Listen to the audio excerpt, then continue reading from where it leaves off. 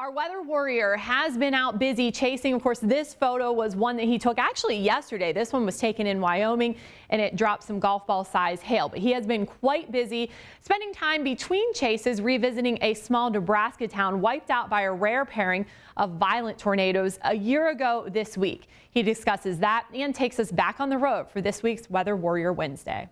Greetings from the state of South Dakota. I am the weather warrior Tony Laubach. As a storm chaser, one of the things I like to try to do is give back to the communities that have been impacted by the severe weather and tornadoes I chase. I had the opportunity to do so this weekend in Pilger, Nebraska. 1 year ago this week, I chased one of the most incredible events I have ever seen in my entire career. Twin EF-4 tornadoes on the ground at the same time within a couple of miles of each other moved across northeast Nebraska, one of those two nearly destroying the small town of Pilger. While the scars of that day remain a year later, the town has already moved forward, rebuilding many homes that were lost that day.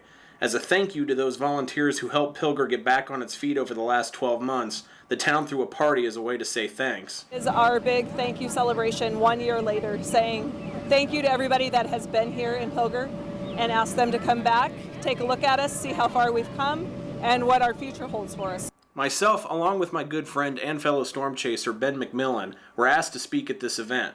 We talked about how we tracked and documented not only the twin tornadoes, but the other two EF4s that touched down in northeast Nebraska last June 16th.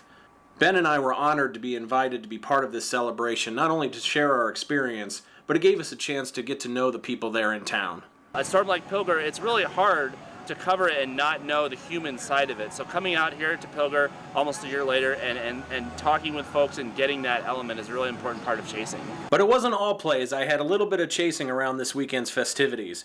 Before the Pilger celebration, I took Andrea on her final two chases before she would return home to Reno. The first chase was a rainy mess of storms near the town of Cozad, Nebraska that turned some streets into ponds. This guy is running for something.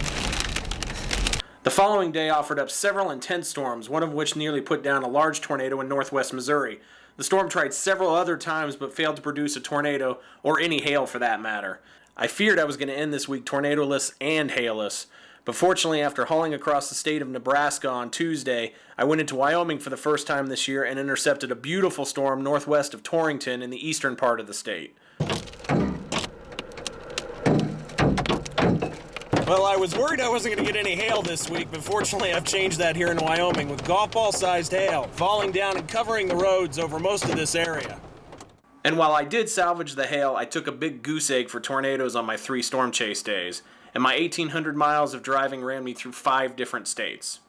And as I ask every week, be sure to follow me on Facebook and Twitter and use the hashtag WXWarrior3 in your post.